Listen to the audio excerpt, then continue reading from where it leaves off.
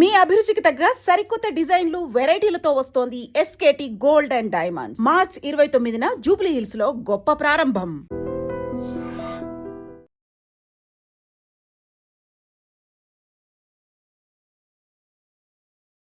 ఇప్పుడు 900 మంది పోలీసులు ఎందుకున్నారు అన్నప్పుడు అదే మంత్రి వివేక్ ఇంకొక మాట అన్నారు. మీరు ఒక లీడర్ లాగో, మాజీ ప్రజాప్రతినిధి లాగో కాదు, ఒక రౌడీ లాగా మీరు వ్యవహరిస్తున్నారు కాబట్టి అలాంటి సిచ్యువేషన్ అక్కడ కనిపించింది అనే మాట. కవిత గారు నేను ఒక మాట చెప్తా. నేను పాత సుమన్ అయితే అసలు వివేక్ కాన్స్టిట్యున్సీలో తిరగలేడు. సుమన్ అంటే ఎప్పటి సుమన్? ఉస్మానియా యూనివర్సిటీలో మీరు చూసిన సుమన్ను, తెలంగాణ సమాజం చూసిన సుమన్ అయి గనక నేను ఉండుంటే ఈ సంఘటన జరిగి ఎన్ని రోజులు అవుతుంది. మా వాళ్ళు ఊరికి దూరంగా మా కౌన్సిలర్లు ఎక్కడో ఉన్నారు. మేమంతా చెట్టుకొకలం పుట్టకొకలం అన్నట్టుగా మేమంతా క్యాడర్ చెల్ల చెదరైనాం. అక్రమంగా కేసులు పెట్టి వేధిస్తూ ఉన్నారు. అయినా అన్నిటినీ మేము భరిస్తూ ఉన్నాం, ఓపిక పడుతూ ఉన్నాం. నిజంగా నేనే పాత సుమన్ అయితే ఆయన అంటున్నాడు కదా రౌడీ గుండా అది ఇదని. నిజంగా నేనే పాత సుమన్ యూనివర్సిటీలో ఉన్నటువంటి సుమన్ అయితే ఇవాళ మంత్రి తిరగలేడు. కానీ నాకు ఆ ఉద్దేశమే లేదు. నేను అట్లా ప్రవర్తిస్తలేను. ఆవేశం తగ్గించుకొని కూల్గా ఉండి ఒకసారి ఎంపీ అయినా ఒకసారి ఎమ్మెల్యే అయినా ఇవాళ ప్రతిపక్షంలో ఉన్నాం. ప్రజలు ఇచ్చిన పాత్ర పోషిద్దాం. సరే మంత్రి గారి చేతిలో అధికారం ఉంది, ఛానల్ ఉంది, పేపర్ ఉంది, 1000 కోట్లు ఉన్నాయి, ఆయన రాజ్యం నడుస్తుంది, నడవని అని చెప్పి నేను ఓపికతో ఉంటున్నా తప్ప నిజంగా ఓపిక ఎవరికి ఉండాలి మీరు చెప్పండి? సహనం ఎవరికి ఉండాలి? బాధ్యత ఎవరికి ఉండాలి? ప్రభుత్వంలో ఉన్న పెద్దలకు ఉండాలి. ఒక్క మున్సిపాలిటీ కోసం ఆ ప్రాంతాన్ని అంతా రావణ కాష్టంలాగా చేశారు. మా కౌన్సిలర్ భూమగౌడ్ అని ఉంటారు, 11th వార్డు కౌన్సిలర్. సింగరేణి వాళ్ళు 30 సంవత్సరాల నుంచి సింగరేణి ఏరియాలో అక్కడ చాలామంది ఇల్లు కట్టుకుని ఉన్నారు. ఆయన కూడా ఇల్లు కట్టుకుని ఆయన గొడవలు కొట్టారు, ఆయన ఇల్లు కూడా కొట్టే ప్రయత్నం చేశారు. మా మాజీ మంత్రి కొప్పలేశ్వర్ గారు వీళ్ళందరూ పోయి ఆ కుటుంబానికి ధైర్యం చెప్పి అండగా ఉన్నారు. తర్వాత మా సంధ్యారాయణ అని కౌన్సిలర్ ఉంటారు, ఆమె మీద ఏదో ఎలక్షన్ నాడు మందు దొరికిందని చెప్పి మొన్న ఎలక్షన్ అయిపోయిన తర్వాత మొన్న ఒక ఎక్సైజ్ డిపార్ట్మెంట్ వాళ్ళు కేసు బుక్ చేశారు.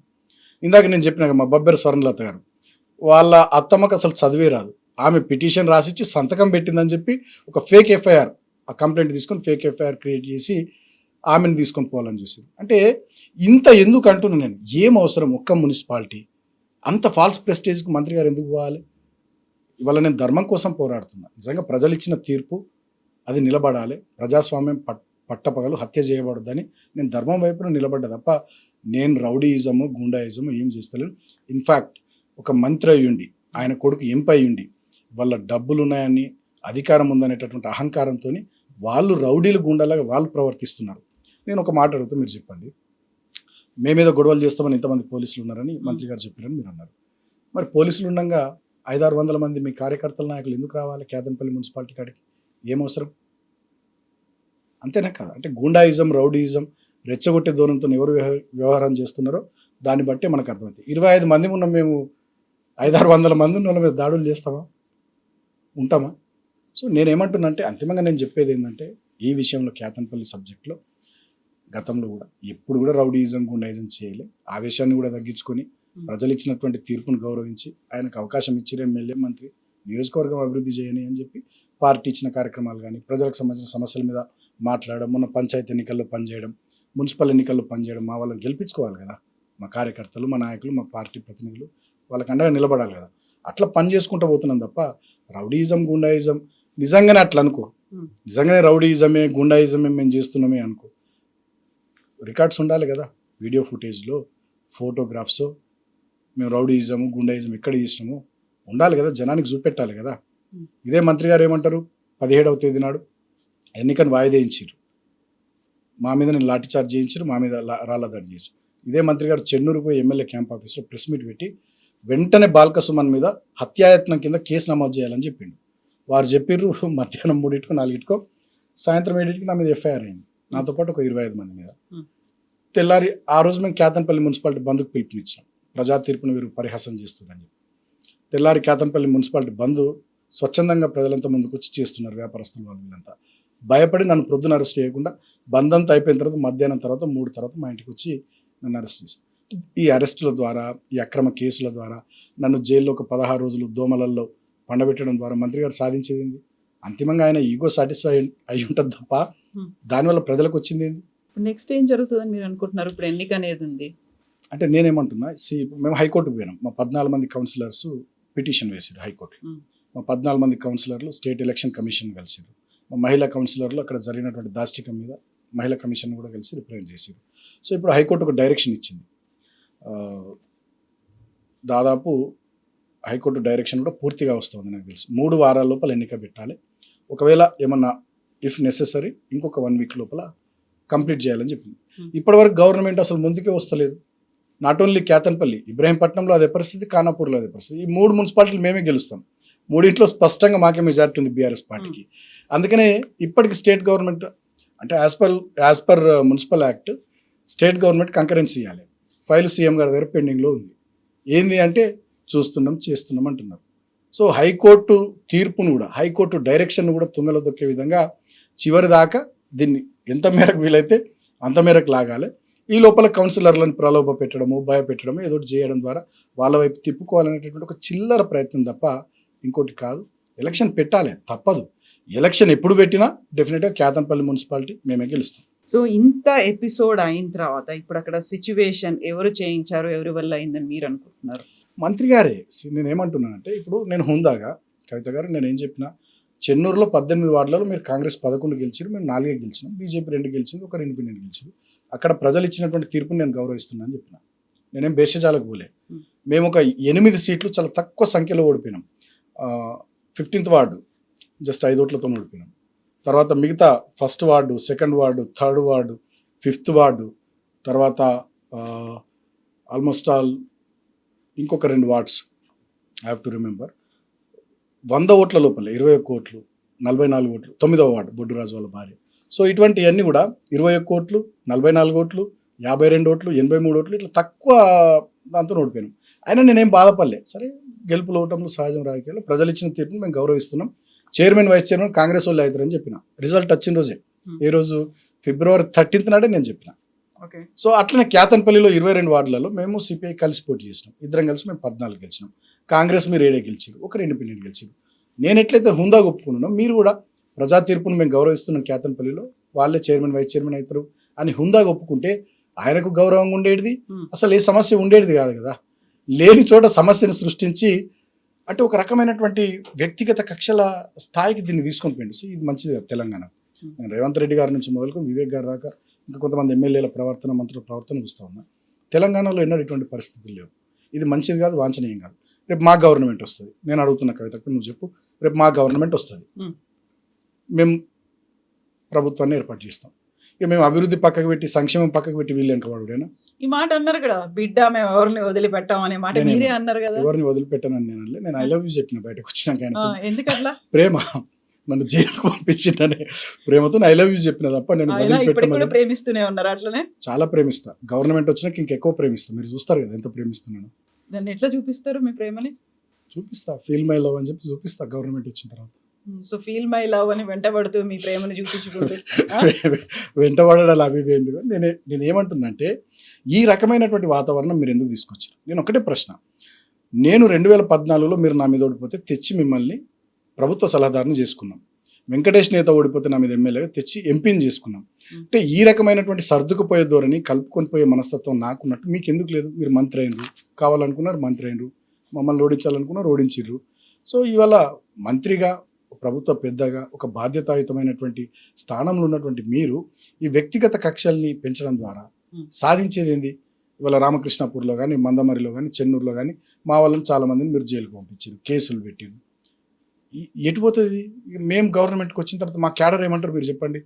అన్న ఆ రోజు కేసు పెట్టారు, మనం ఎందుకు ఊకోవాలంటారు. నేనేం చేయాలి? ఇప్పటి నుంచి అంటున్నారా, అప్పుడే అంటారు అనుకుంటున్నారా మీరు? ఇప్పటి నుంచి అంటున్నారు మా వాళ్ళు. ఏమంటున్నారు? అన్న మనం ఊకోవద్దు, రేపు నెక్స్ట్ మన గవర్నమెంట్ వచ్చినాక అంటే అట్లా కాదు కదా, మనం పని చేసుకోవాలని నేను సముదాయిస్తున్నా. ఉంటుంది కదా ఎవరికైనా, అందరం ఉప్పు కారం తింటున్నాం, అందరికి చీము ఎత్తులు ఉంటుంది, అందరికి కుటుంబాలు ఉన్నాయి, అందరికీ అభిమానులు ఉన్నారు, బంధువులు ఉన్నారు. 16 రోజులు జైల్లో ఉంటే ఎట్లుంటుంది? ఏమనిపిస్తుంది ఎవరికైనా?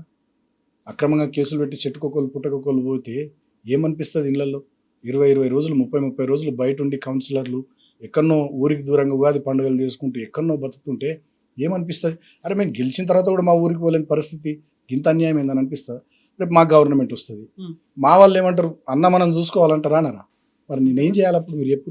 ఇప్పుడు పెట్టిన కేసే మీరు వాళ్ళని ప్రొవోక్ చేసిండ్రని, ఇప్పుడు వాళ్ళు మిమ్మల్ని ప్రొవోక్ చేస్తున్నారు, మన గవర్నమెంట్ వచ్చింది రా చూసుకుందామని అంటారు కదా. నేను అందుకే నేను మొదటి నుంచి చెప్తాను, నా దృష్టి ఏముండే, నేను ఎంపీగా ఉన్నప్పుడు కానీ, ఎమ్మెల్యే ఉన్నప్పుడు కానీ నియోజకవర్గం అభివృద్ధి, ప్రజల సంక్షేమం, దీని మీద దృష్టి పెట్టిన. చెన్నూరు ఎమ్మెల్యేగా 1000 కోట్ల నిధులు తీసుకొని పోయి నియోజకవర్గాన్ని అభివృద్ధి చేసిన. బ్రహ్మాండంగా చెన్నూరు రెవెన్యూ డివిజన్ కానీ, అస్నాథ్ పారిపల్లి మండలాలు కానీ, 100 పడకల ఆసుపత్రి కానీ, 50 పడకల ఆసుపత్రి నిర్మాణం పూర్తి చేసుకోవడం కానీ, బస్ డిపో తీసుకొని పోవడం కానీ, జీవో 76 ద్వారా ఒక్క రామకృష్ణాపూర్ కేతన్పల్లి మున్సిపాలిటీ పరిధిలో 3,363 కుటుంబాలకు ఇళ్ల పట్టాలు ఇవ్వడం కానీ, మందమర్రి, రామకృష్ణాపూర్, చెన్నూరు లాంటి పట్టణాల అభివృద్ధి కానీ, గ్రామాల అభివృద్ధి, 32 బ్రిడ్జిలు కట్టిన నేను చాలా కార్యక్రమాలు చేసినాం.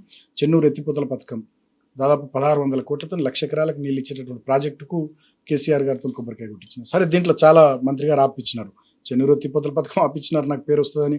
బస్ డిపో ఆపించినారు, చెన్నూరు రెవెన్యూ డివిజన్ ఆపించినారు. తర్వాత 100 పడకల ఆసుపత్రి నిర్మాణం పనుల్ని స్లో చేసినారు. Integrated veg and non veg మార్కెట్ల నిర్మాణాన్ని స్లో చేసినారు. చాలా నేను తెచ్చినటువంటి టీయూఎఫ్ఐడిసి నిధులు, డిఎంఎఫ్టీ నిధులు, ఎస్డిఎఫ్ నిధుల్ని వాటన్నిటిని మాడిఫై చేసి అప్పుడు మేము పెట్టిన వర్క్స్ అన్నింటినీ ఇప్పుడు వాళ్ళు పెడుతున్నట్టుగా కొత్తగా ఏదో జీవోలు తెచ్చి పెడుతున్నట్టుగా బిల్డప్ ఇస్తూ ఉన్నారు.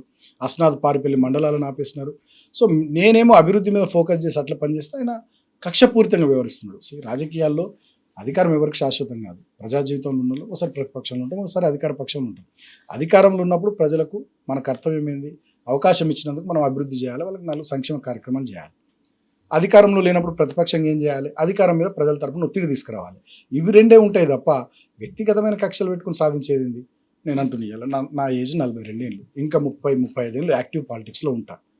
నేనేం చేయాలి చెప్పురు ఇక మీరు రేపటి రోజున గవర్నమెంట్ వచ్చినాక మీరే చెప్పురు. ఏం చేద్దాం అనుకుంటున్నారు మీరు?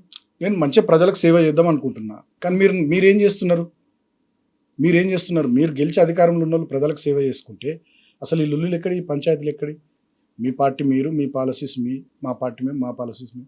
ఎలక్షన్స్ వచ్చినప్పుడు కొట్లాడతాం, ప్రజలు ఎట్లా తీర్పిస్తే దాని ప్రకారం మనం ముందుకు సాగాలి తప్ప ఈ రకంగా మమ్మల్ని జైళ్ళల్లో పెట్టి అక్రమంగా నిర్బంధించి కేసులు పెట్టి లాఠీ చార్జీలు చేసి సతాయించి చివరికి నేను జైలుకు పోతే జైల్లో నాకు బ్లాంకెట్ ఇయ్యారు 4 రోజుల దాకా. మొత్తం దోమలు. హరీష్ అన్న వచ్చినాడు, తర్వాత కేటీఆర్ అన్న వచ్చినాడు. నేను సూపరింటెండెంట్ అడిగిన, దోమల బ్యాట్ అని ఇప్పారు, దోమల కాయల్స్ అని ఇప్పారు. మేము పోయిన రోజు 4 ఒకటే బ్యారెక్ ఉంచారు. నాకు ఒక కుర్చీ ఇచ్చారు కూర్చోవడానికి, 4 కొత్త ప్లేట్లు ఇచ్చారు. రాత్రి పడుకొని తెల్లారు లేసరికి 4 కొత్త ప్లేట్లు మాయం, కుర్చీ మాయం. ఏంటంటే లోపల సీసీటీవీ కెమెరా, పైకి వెళ్ళి అధికారులు మానిటర్ చేస్తున్నారు. ఎందుకు చైర్ ఇచ్చారు, ఎందుకు కొత్త ప్లేట్లు ఇచ్చారు, అందరిని ఎందుకు ఒక దగ్గర ఉంచారు. సో ఇన్ని రిస్ట్రిక్షన్స్. నాకు థ్రోట్ ఇన్ఫెక్షన్ వచ్చింది, ఒక 2-3 రోజులు నాకు ట్యాబ్లెట్లు ఇవ్వలేదు. ఇంత సతాయిస్తే వ్యక్తిగతంగా ఏం సాధించేది ఏంది అంతిమంగా? సో ఇప్పటికైనా నేను ఏమంటున్నా మంత్రి గారిని, మీరు దృష్టి పెట్టాల్సింది అభివృద్ధి మీద. మీరు ఆనాడు ఏం చెప్పారు, అధికారంలోకి రావడానికి 6 గ్యారంటీలు అన్నారు, 420 హామీలు అన్నారు, వివిధ డిక్లరేషన్లలో చాలా మాటలు ఇచ్చారు ప్రజలకు. వాటి మీద శ్రద్ధ పెట్టండి. స్వంతంగా వీరేం చెప్పారు, పెద్ద ఫ్యాక్టరీ పెడతాన్నాడు చెన్నూరు నియోజకవర్గం, ఇప్పటిదాకా పెట్టాలి. రాయబరేలీలో పెట్టిండు, మంత్రి పదవి కొట్టిండు.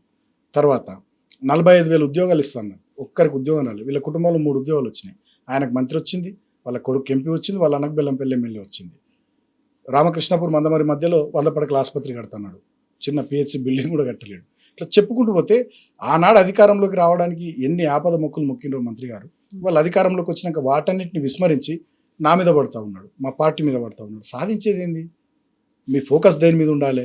చెన్నూరు ప్రజలు సుమన్ను జైల్లో పెట్టేందుకు ఓటేసిరు. మీరు 45,000 ఉద్యోగాలు ఇస్తామంటే ఓటేసిరు కదా, కరకట్టలు కట్టిస్తామంటే ఓటేసిరు కదా, ముంపు గ్రామాల ప్రజల భూములు కొనిస్తా అంటే కదా మీకు ఓటేసింది, ఫ్యాక్టరీ పెడతా అంటే కదా మీకు ఓటేసింది, అగ్రికల్చర్ మినీ యూనివర్సిటీ పెడతా అంటే మీకు ఓటేసింది, 6 గ్యారంటీలు అంటే ఓటేసిరు, బీసీలకు 42% రిజర్వేషన్లు అంటే ఓటేసారు, కేసీఆర్ దళితులకు 10 లక్షలు ఇస్తుండు, అంబేద్కర్ అభయహస్తం కింద 12 లక్షలు ఇస్తామంటే ఓటేసారు, 5 లక్షలు ప్రతి విద్యార్థికి విద్యా భరోసా కార్డు ఇస్తామంటే ఓటేసారు.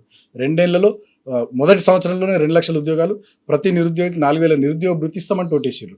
అవన్నిటిని విస్మరించి సుమన్ మీద కేసులు పెట్టుడు, సుమన్ను జైల్లో పెట్టుడు, మా క్యాడర్ని ఇబ్బందులు పెట్టుడు. ఇంకా దారుణం ఏంటంటే ఇవాళ బీఆర్ఎస్వి వాళ్ళు ఏదో అసెంబ్లీ ముట్టడి కార్యక్రమం పెట్టుకున్నారు. వాళ్ళు పెట్టుకునేది ఎక్కడ, హైదరాబాద్లో, ఫీజు రియంబర్స్మెంట్ అంశం మీద. చెన్నూరులో మా వాళ్ళని అరెస్ట్ చేసి అర్ధరాత్రి స్టేషన్లలో కూర్చుని పెడతారు. చెన్నూరు పోలీస్ స్టేషన్లో, రామకృష్ణాపూర్ పోలీస్ స్టేషన్లో, మందమరి పోలీస్ స్టేషన్లో. అక్కడ నుంచి వచ్చి ఇక్కడ ఏమైనా గొడవ చేస్తారేమో అని. ఇంకా ఇక్కడ మాకు లేరని అక్కడి నుంచి వచ్చి గొడవ చేయాలా? ఇది కేవలం కక్ష సాధింపు. నేను అనేది ఏంటంటే, ఇప్పుడు మేము కూడా గతంలో గవర్నమెంట్లో ఉన్నప్పుడు చాలామంది అసెంబ్లీ ముట్టడి కార్యక్రమాలు తీసుకుంటారు. సహజంగా అసెంబ్లీ ముట్టడి అంటే ఏంది, అసెంబ్లీ జరుగుతున్నప్పుడు ఆ అంశం మీద ఫోకస్ రావడానికి, ప్రభుత్వం దృష్టికి, ప్రజల దృష్టికి అంశాన్ని హైలైట్ చేయడానికి తీసుకునే కార్యక్రమాలు ఇవి. అరెస్ట్ చేస్తారు, మళ్ళీ వదిలిపెడతారు, నడుస్తూనే ఉంటుంది. చెన్నూరులో అరెస్టులు చేయాల్సిన అవసరం ఏముంది నాకు అర్థం కాదు. అంటే మంత్రి గారి కక్ష సాధింపు ఎట్లున్నదంటే, మొత్తం పోలీసులకు వారే మాట్లాడతారు. వారి పిఏ ఒక ఆయన ఉంటాడు రమణారావు అని, ఆయన గన్మెన్ ఒక ఆయన ఉంటాడు రవి అని, మొత్తం వాళ్ళే. ఏదైనా ప్రోగ్రామ్ ఉంటే చాలు పోలీసులకు ఫోన్లు చేస్తారు. ఇక పోలీసులు అంతా విశాఖ ఇండస్ట్రీస్ ఎంప్లాయీసే. పోలీసులు ఎవరు లేరు, విశాఖ ఇండస్ట్రీస్ ఎంప్లాయీస్. వివేక్ ఇంట్లో గుమస్తలు, అది జిల్లాధికారులంతా. ఈయన ఫోన్ చేయగానే అందరినీ అరెస్టులు చేయడం, లోపలేయడం, ఇబ్బందులు పెట్టడం. అంటే ఈ రకమైనటువంటి ధోరణి మంచిది కాదనేది నా భావన.